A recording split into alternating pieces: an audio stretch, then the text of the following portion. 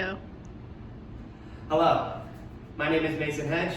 This is Miss Ruthanne Gudzan, and today we're going to be talking about Spanish etymology, the origins of modern Spanish words. So before we actually get into our research, it's probably a good idea to explain to you exactly what etymology means. So etymology is the study of a word's origin and the historical development of its meaning. Why did I decide to do this particular long term? I'm a Spanish teacher, so anything and everything to do with Spanish is pretty interesting to me. My favorite class in college, though, was called Linguistics and Phonetics, where you study the pronunciation of words. And so studying the etymology and learning about where these words came from felt like an extension of that. And the reason why I actually wanted to do this long term with Miss Gudzan is that I'm actually a student in her class, and one of the lessons that she taught me was a little bit of etymology, like the separation of words in Spanish, and that really interested me. So this long term kind of seemed like an extended version of what I was already learning, so I really wanted to do that. And this picture right here is me and Miss Gudzan actually on a trip in Panama.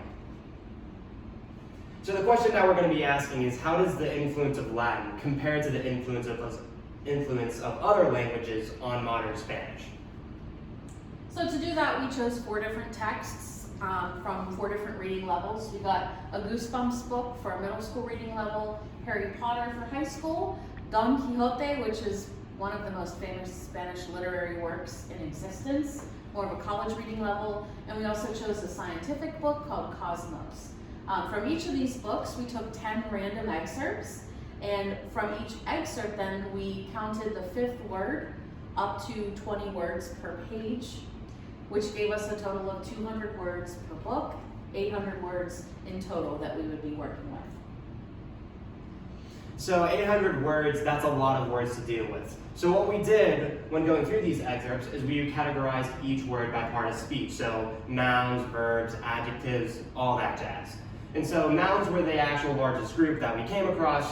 So when researching the etymology, that's the group that we decided to go with. And what we researched was basically just the languages and the word of origin, the century of origin, and of course English translations.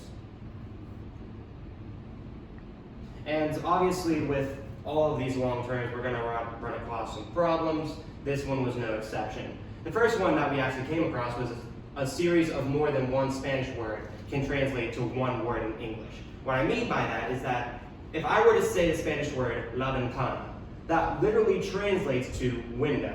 That's one word in English. However, in Spanish, la ventana is 2 words. So these also happens in reflexive verbs. Now, when we came across these types of words, we only counted that as 1 word since it only translated to 1 word in English.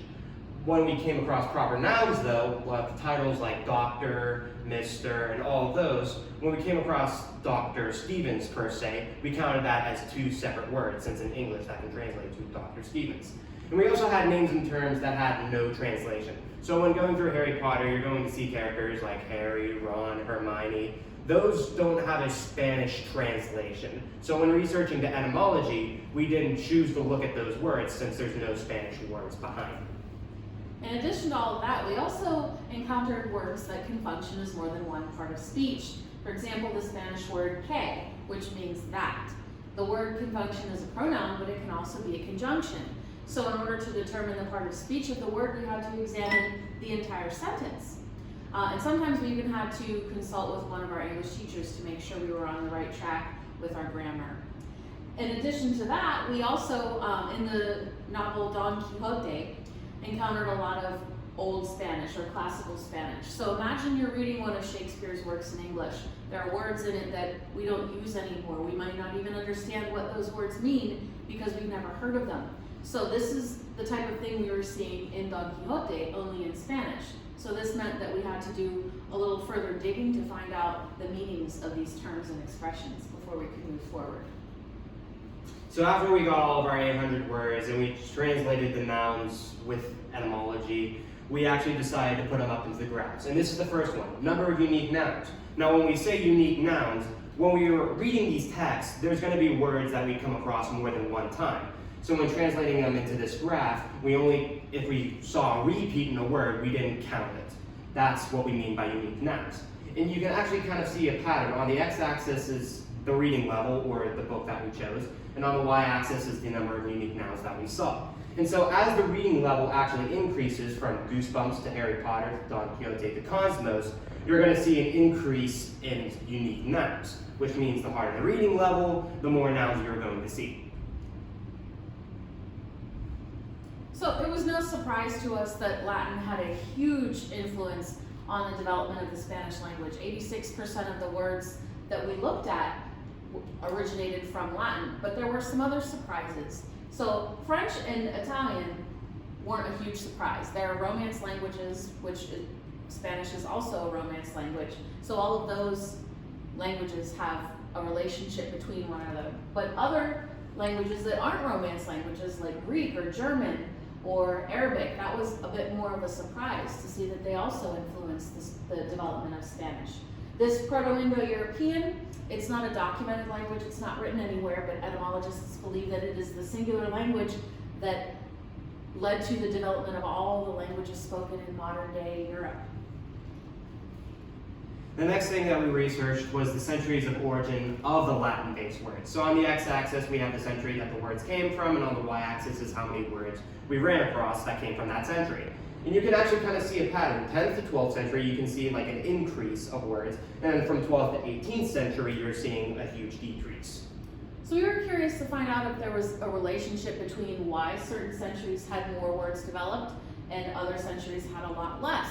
We took a look then at historical events that took place during these centuries, and what we found is that in any given century that had a lot of significant historical events taking place, the language also developed more. Whereas centuries that didn't have a whole lot of significant events going on, not as many words were developed. So in times of conflict, for example, when countries are at war with one another, people speaking different languages are interacting with each other more, which provides more opportunities for languages to develop and evolve. Also, when you get to the latter centuries, 17th and 18th century, there's quite a decrease in the number of new words that have been developed. But also consider that the Spanish language had already evolved quite a bit and it already had a lot of words. So the necessity to develop new words wasn't as great as it was in earlier centuries.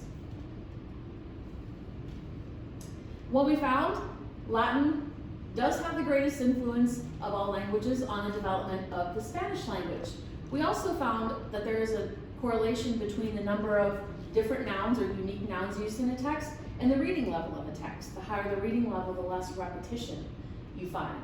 And the number of new nouns developed, or the number of new Spanish words developed in a particular century is related to the number of historical events that took place in that century. Thank you very much for watching, and we hope you found this really interesting.